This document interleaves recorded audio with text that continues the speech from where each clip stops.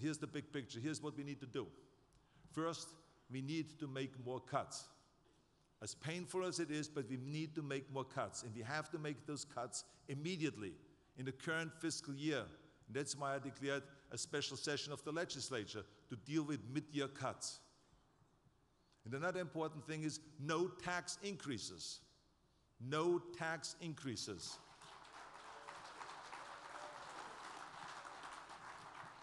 Because California families, California businesses, California's economy cannot afford higher taxes. We have been there, we have done that last year with the biggest tax increase in the history of California. I agree with what President Obama said in the State of the Union address. He said it is the worst time to raise taxes. He said that government has to tighten its belt just like the private sector. I love when he talks like that. Love it. I just hope that the big spenders in Sacramento get that message. Because up in Sacramento, they're talking about raising taxes. And they're talking about the single-payer health care that will cost us $40 billion more. This is not me saying it, this is the LAO saying it. So why would you add $40 billion problem when you're already $20 billion in a hole? Isn't the old rule that when you're in a hole, you stop digging? So, I mean, let me tell you, because it is very clear, if they send me a budget with higher taxes, I will send it right back with my veto attached. That I can guarantee you.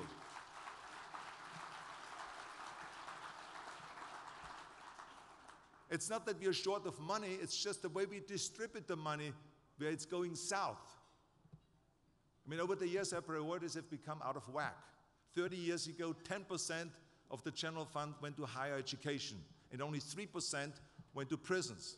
Today, almost 11% goes to prisons, and only 7.5% goes to higher education. I mean, spending 45% more on prisons than on universities is no way to proceed into the future. There's something off. I mean, what does it say about a state that focuses more on prison uniforms than on caps and gowns? It simply is not healthy. That's why I'm proposing a constitutional amendment so that never again do we spend a greater percentage of our money on prisons than on higher education.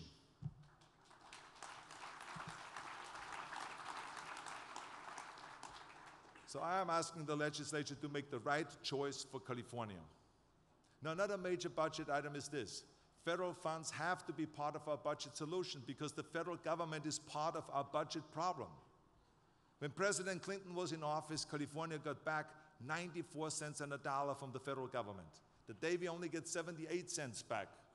In the meantime, Texas gets 94 cents, Pennsylvania gets $1.07, Alaska gets back $1.84, and New Mexico gets more than $2. They're getting $2.03.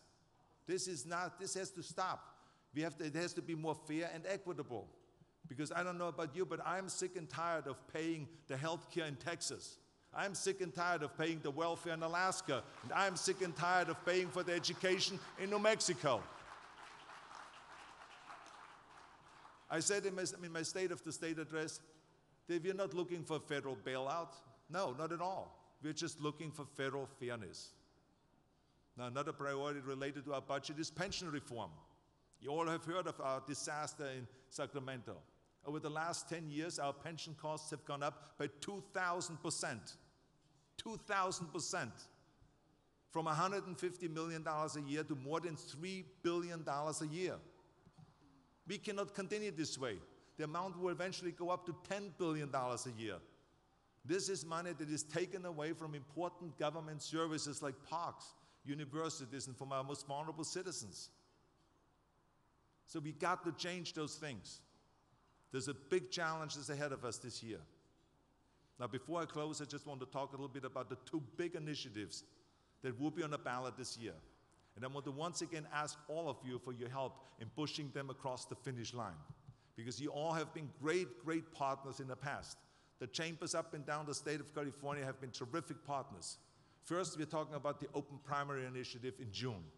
You're all familiar with the partisan gridlock in Sacramento.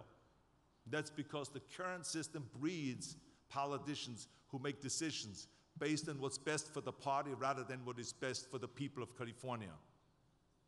Now, there's two reforms that would solve that problem.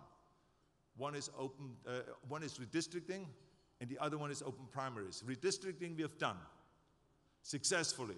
After 5 attempts, finally we have won the redistricting reform. Finally, together we did that.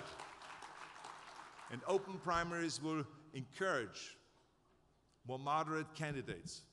This is why open primaries is so important. It will encourage moderate candidates who don't have to go too far to the left or too far to the right to get elected. It will free the legislators from the ideological straitjackets so they can meet in the middle and get stuff done. Because right now they're going up to Sacramento, they're too far apart and they can't get together to make a deal. It would take the power away from the political parties, and that's why the Democratic Party hates this initiative and the Republican Party hates this initiative. And that's when I love it. When both of the parties hate something, that is wonderful. And I tell you why they hate it. Because it would take power away from them and give the power back to the people. That's what this initiative is all about.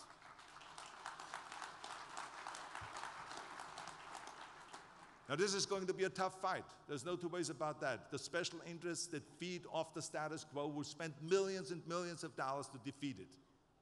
But we are also going to raise millions and millions of dollars to make sure that it wins. So let them raise their millions of dollars, but we're going to raise our millions of dollars, that's for sure. And we're going to win that initiative, because together we have a lot of power. And the other big initiative is our $11 billion water bond in November, which I mentioned earlier. Now, some people already say, how can we afford these bonds in the current economic climate? I say, how can we not? I mean, it is the law that we cannot build anything. Schools, factories, houses, office buildings. We cannot build any of this without identifying first a source of water. So as a result, huge projects with thousands and thousands of jobs have been put on hold. And this has nothing to do with the economic crisis all over the world or with the recession or anything. This is self-inflicted wounds.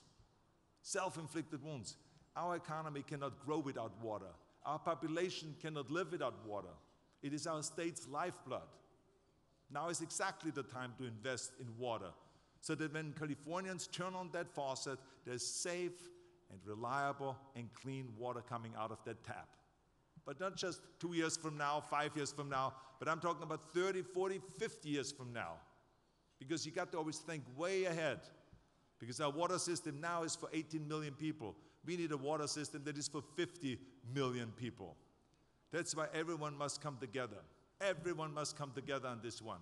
Democrats, Republicans, business groups, labor groups, the media, the chambers, everyone to inform and to educate the people and to let them know that this is not spending more money, but this is investing in our future. Now, as you can see, we're going to have our hands full this year. But it's going to be great. I'm looking forward to this year, because I love my job. It's exciting and it's great when you see the state is improving and improving. If it's water bonds, if it's open primary, tax reform, budget reform, pension reform, closing out deficit, getting that federal money once and for all. These are all serious and tough issues that our state faces. But let me tell you something, we can do it. We can do all of those things, because like I said, if we work as a team, we can do it. As I've said, the solutions are right in front of us. If we grab them, this will be a historic year. It won't be easy, but California is worth fighting over. Because in spite of whatever problems its government has, California is still the greatest place in the world. We are the state. That's right.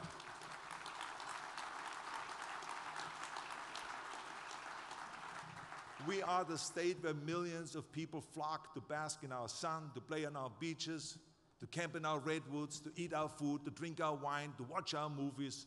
We are the world's 8th largest economy. We are the entertainment capital of the world and the innovation capital of the world. We are the mecca of high-tech, biotech, clean tech. We attract more venture capital than the rest of the nation combined. The power of California's entrepreneurs and innovators is strong. Now we must give them, of course, the government that matches their ambition, that matches their character and their strength. And this year, we have that opportunity. So tonight I ask all of you to join me in this historic fight. Join me in this historic fight. If we succeed, California's star, I promise you, will shine brighter than ever before. Thank you very much, and I'll be back. Thank you.